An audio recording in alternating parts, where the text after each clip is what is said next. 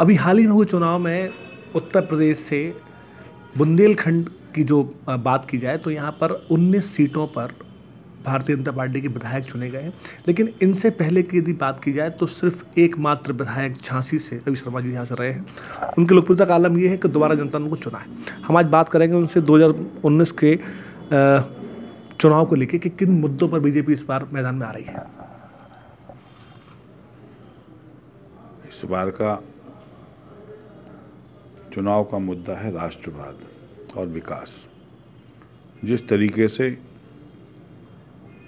इन 4.25 वर्षों में गांव की, गरीब की, किसान की, मजदूर की, युवा की तकदीर और तस्वीर प्रधानमंत्री जी के नेतृत्व में बदली है और भारत की साख संपूर्ण विश्व में एक बार पुनः स्थापित हुई है, ऐसे मजबूत प्रधानमंत्री नरेंद्र भाई मोदी जी के नेतृत्व में हम लोग चुनाव में जाने वाले हैं। इस देश की आज़ादी के बाद पहली बार दिल्ली से बनी हुई योजनाएं सीधे लोगों के खाते के माध्यम से पहुंची हैं। माने हमने भ्रष्टाचार को ख़त्म करने का जो संकल्प लिया था उसमें हम काफ़ी हद तक सफल हुए।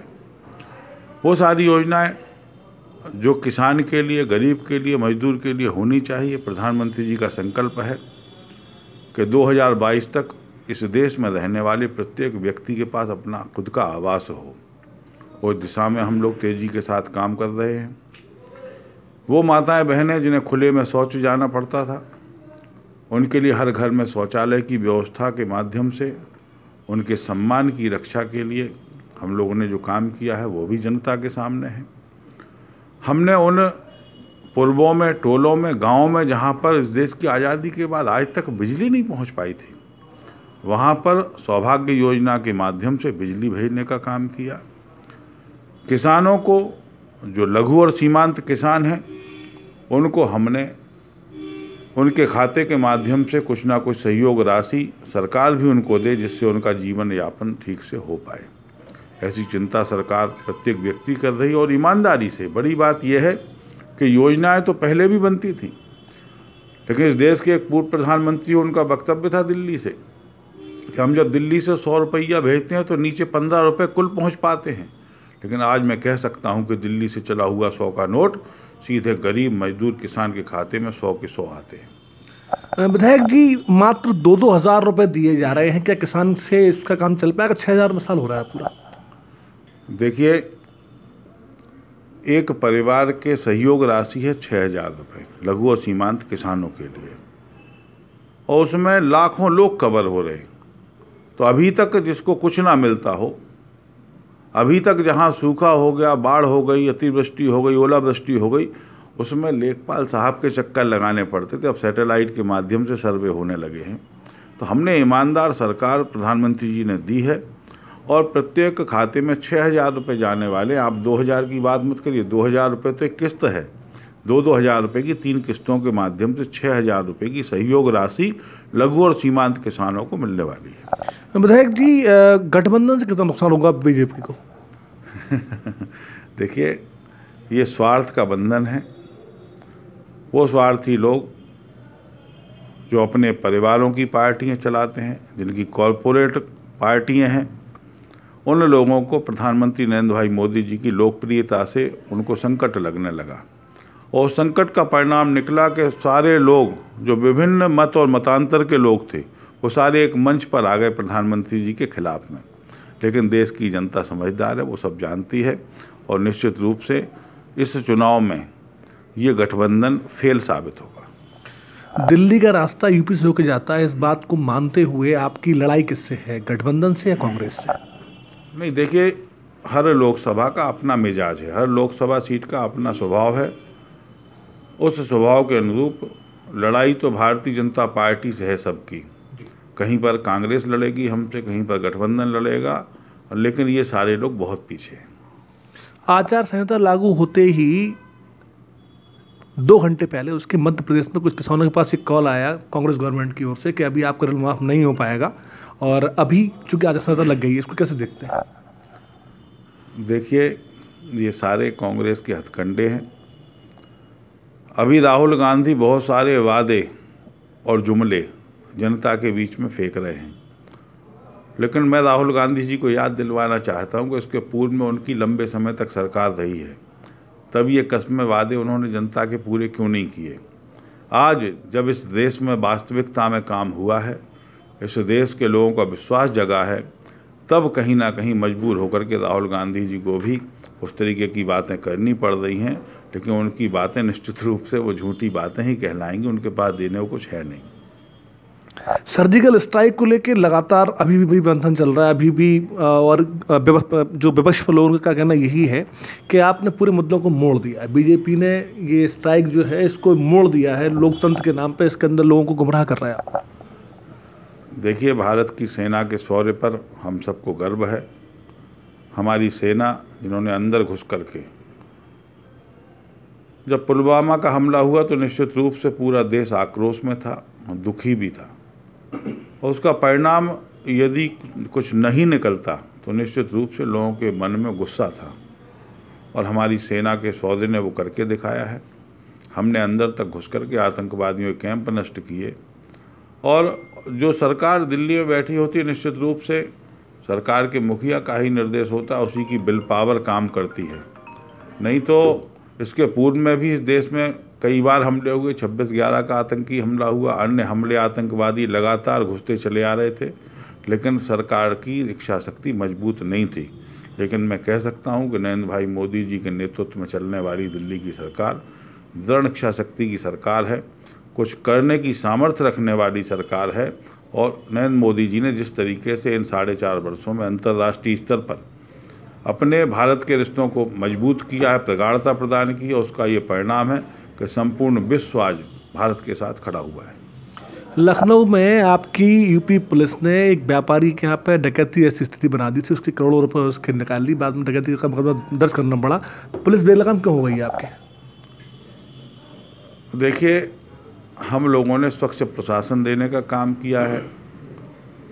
इस प्रदेश में सरकार बनते ही योगी आदित्यनाथ जी के नेतृत्व में हमने मजबूती से काम शुरू किया, लेकिन ये जो पिछले 14 वर्षों की अव्यवस्थाएं थी, 14 वर्षों की अराजकता थी, उसे ख़त्म करते करते समय लग रहा है। लेकिन आप समझिए कि वो लोग जिनके स्वभाव में वो अराजकता ने बस गई है, उसे हम लोग ख़त्म करेंगे, और ऐसी किसी भी घटना की पुनरावृत्ति किसी कीमत पर नहीं होगी। विधायक जी, बड़ी उम्मीद से जनता ने वोट किया आपको, और झांसी के अंदर जो सीपी बाजार का पुल है अभी तक वो ही नहीं हो पा रहा कंप्लीट। नहीं, सीपरी बाजार के पुल में कुछ टेक्निकल प्रॉब्लम थी। उसकी समस्या ये थी कि चूंकि रेल ट्रैक का चौड़ीकरण होना है, जब प्राइमरी लेवल पर उसकी डिज़ाइन बनाई गई तो उस समय इस बात का ध्यान नहीं गया किसी का, लेकिन जब रेल के ट्रैक के चौड़ीकरण की बात आई तब उसकी ड्राइंग में परिवर्तन किए गए। इस कारण से विलम्ब की स्थिति है, लेकिन मुझे विश्वास है कि आने वाले समय में जल्दी ही उस पुल का निर्माण होगा और यातायात शुरू हो जाएगा। स्वास्थ्य को लेकर झांसी में कुछ खास काम कराया आपकी गवर्नमेंट ने? यदि मैं वास्तविकता में कहूँ तो स्वास्थ्य के क्षेत्र में तो अभूतपूर्व क्रांतिकारी काम हुए हैं। हम अपने सिविल अस्पताल को जाकर के देखें तो सिविल अस्पताल में महंगी दवाएं, अच्छा इलाज, आज लोगों ने नर्सिंग होमों में जाना बंद कर दिया है। मेडिकल कॉलेज झांसी में ओपीडी में भीड़ लगी है, जहां पर ओपीडी में 20-30 पेशेंट आते थे वहां पर 300 और 400 पेशेंट आ रहे। और अब तो डॉक्टर्स लोग वहां के आके कह रहे हैं कि विधायक जी एक संख्या तो निर्धारित करवा दीजिए। 300-400 लोग जब आ जाते हैं तो निश्चित रूप से एक डॉक्टर को देखने में कठिनाई होती है। वहाँ पर मेडिकल कॉलेज में आज वास्तविकता में लोगों को सुविधाएं भी मिल रही हैं, साफ़ सफाई भी है, इलाज भी अच्छा है, डॉक्टर लोग पूरे मनोयोग से काम में लगे हुए हैं। विधायक जी, एक बहुत बड़ा तबका ये कह रहा है कि दीदी जो कि यहाँ से सांसद रहीं, केंद्रीय मंत्री रहीं, लेकिन उन्होंने यहाँ के लोगों से अपना संवाद कायम नहीं किया, और बहुत सारे लोग आपकी तरफ आशा भरी निगाहों से देख रहे हैं, तो कितना इंटरेस्टेड हैं आप? देखिए, दीदी उमा भारती जी भारत की बड़ी नेता हैं, भारतीय जनता पार्टी में उनका बड़ा कद है, और दीदी उमा भारती जी पर ही निर्भर करता है कि वो लोकसभा का चुनाव लड़ेंगी या नहीं लड़ेंगी। वो उनके मन की बात है।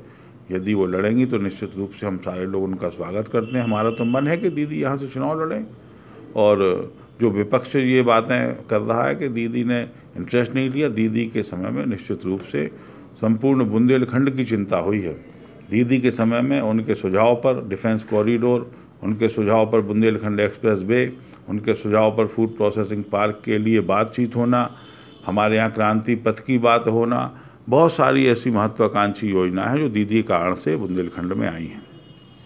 उम्मीदवारों की जो संपत्ति का ब्यौरा इस बार चुनाव आयोग ने मांगा है, आपराधिक इतिहास मांगा है, इसको कैसे देखते हैं?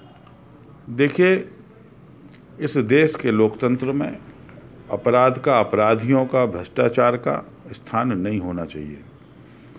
और निर्वाचन आयोग ने जिस तरीके से सख्ती की है, निश्चित रूप से ये स्वागत योग्य विषय है। मैं स्वागत करता हूँ कि उम्मीदवार, राजनीतिक क्षेत्र में लोग सेवा करने कम आ रहे थे और यहाँ पर अपनी संपत्ति बढ़ाने में लोग ज़्यादा लगे हुए थे। लेकिन मेरा मानना है कि जिस क्षेत्र का चयन हम लोगों ने किया है वो सामाजिक राजनीतिक क्षेत्र है। इसके माध्यम से हम जनता की सेवा कैसे कर पाएँ, हम अपने क्षेत्र में विकास को कैसे तेज गति के साथ संपन्न करवा पाएँ, हम विकास की गति को कैसे और तीव्रता प्रदान कर पाएँ, राजनीति इसके लिए होनी चाहिए। लेकिन कुछ लोगों के ही कारण से राजनीति में इस तरीके से नेताओं को देखा जाता है। और पिछली सरकारों ने तो वो सिद्ध करके दिखाया, चाहे कांग्रेस हो, सपा हो, बसपा हो, भ्रष्टाचारियों का जमावड़ा था और कई मंत्री जेलों में रहे हैं। लेकिन मैं कह सकता हूँ कि नरेंद्र मोदी जी के किसी भी एक माननीय मंत्री पर दाग नहीं है, योगी जी के किसी एक भी माननीय मंत्री पर दाग नहीं है। हम लोग सुशासन देने का काम करने वाले लोग हैं, दीनदयाल उपाध्याय जी को मानने वाले लोग हैं। समाज के अंतिम पायदान पर खड़े हुए व्यक्ति को हम कैसे मजबूत कर पाएँ, इसकी चिंता करने वाले लोग हैं। चुनाव आयोग के इन अच्छे निर्णयों का मैं स्वागत करता हूँ। राम मंदिर के मुद्दे पे काम क्यों नहीं किया गया? आपकी गवर्नमेंट ने वायदा किया था कि राम मंदिर पे काम करेंगे, जल्दी बनवाएंगे इसको, और अब क्यों काम नहीं हो पा रहा उसके ऊपर? कोर्ट की तरफ क्यों आगे बढ़ना पड़ा? देखिए, वो अयोध्या जहाँ पर मर्यादा पुरुषोत्तम भगवान श्री राम का जन्म हुआ, उसका लोगों ने नाम ही बदल के फैजाबाद कर दिया था।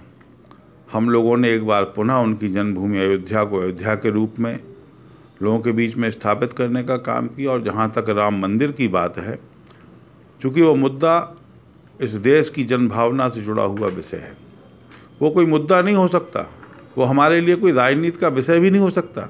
उस पर तो सुप्रीम कोर्ट को निर्णय करना है। माननीय सुप्रीम कोर्ट से मैं विश्वास करता हूँ कि निश्चित रूप से हिंदू समाज की भावना और वहाँ पर पुरातत्व के हुए सर्वे के आधार पर मंदिर निर्माण के लिए जल्दी ही कोई ना कोई निर्णय आएगा। सुरक्षा गार्डों की तरफ से मुंबई में एक प्रार्थना पत्र दिया गया है कि चौकीदार चोर है के नाम पे उनको बदनाम किया जा रहा है। देखिए, ये हल्की राजनीति है जो विपक्ष के लोग कर रहे हैं। अभी हमने देखा कि एक पूर्व केंद्रीय मंत्री झांसी के, वो एक टी शर्ट पहने थे, उस पर लिखा था चौकीदार चोर है। तो अपने चोरों को उन्होंने तो कभी देखा नहीं। जब वो सरकार में मंत्री होते तब उनके कई मंत्री जेलों में थे, कई सांसद जेल में थे, उनके शीर्ष नेताओं पर भ्रष्टाचार के आरोप लगे हैं, जीजा साला 2G 3G 4G सब में फंसे हुए हैं। ऐसे लोगों से ये इस तरीके की बातें शोभा नहीं देती। 2G 3G जीजा, इस पर कोई कार्रवाई नहीं की आपने पौने 5 साल में? देखिए, हम लोग किसी के साथ दुर्भावना की कार्रवाई नहीं करते हैं। CBI का दुरुपयोग जिस तरीके से कांग्रेस करती है, वैसा दुरुपयोग भारतीय जनता पार्टी नहीं कर सकती है। CBI एक संवैधानिक संस्था है, वो अपना काम स्वतंत्र रूप से करे और निश्चित रूप से वो अपना काम कर भी रहे हैं। आगे यदि जो दोषी हैं उन्हें सजा मिले और निर्दोष है तो कोई जेल ना जाने पाए। अखिलेश यादव आपके खिलाफ खड़े हुए हैं और उनके पिताजी कहते हैं राज्यसभा में कि नहीं, एक बार फिर से मोदी जी को देखना चाहते हैं PM के रूप में। देखिए, मैं याद दिलाना आपको चाहता हूँ कि स्टेट गेस्ट हाउस में एक कांड हुआ था, वो हम सब लोग अभी भूले नहीं हैं उसे, न जनता भूली है। तो जो लोग अपनी बुआ जी के खून के प्यासे थे, आज बुआ भतीजे विभिन्न विचारधाराओं के ऐसे लोग एक साथ खड़े हैं क्योंकि इनको भय है मोदी का। पिछली बार इन्होंने अपनी दुर्दशा को देखा है कि बसपा के पास तो उत्तर प्रदेश की लोकसभा में एक भी सीट नहीं थी, समाजवादी पार्टी के पास उनके घर की सिर्फ सीटें थी। तो निश्चित रूप से इस भय के कारण से एक इकट्ठे हुए हैं। और माननीय मुलायम सिंह यादव जी ने जो लोकसभा में अपने अंतिम अभिभाषण में बात कही है, वो उन्होंने राष्ट्रहित में कही हुई बात है, वो उसको मैं राष्ट्रहित के परिप्रेक्ष्य में देखता हूँ। कितने आसान्वित हैं अब मोदी जी को दोबारा लेके दोबारा फिर आएंगे या नहीं आ पाएंगे, या नया चेहरा कौन होगा? अब की बार माननीय राष्ट्रीय अध्यक्ष अमित शाह जी ने नारा दिया है कि इस बार 400 पार।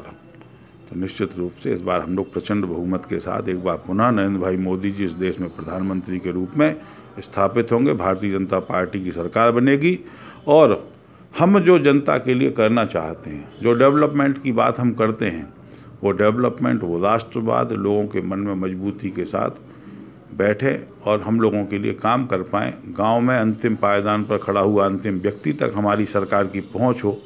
इसलिए नरेंद्र भाई मोदी जी की सरकार गांव में बैठा हुआ गरीब भी बनाना चाहता है, किसान बनाना चाहता है, मजदूर, युवा, कोई भी वर्ग हो, चूँकि सबके लिए काम हुआ है और सबने महसूस किया है उस काम को। वो ईमानदारी से काम करने वाले को कोई हरा नहीं सकता। अब की बार 400 पार का नारा कितना सिद्ध हो पाता है, ये वक्त की बात। कुलदीप से, जय न्यूज़ 86।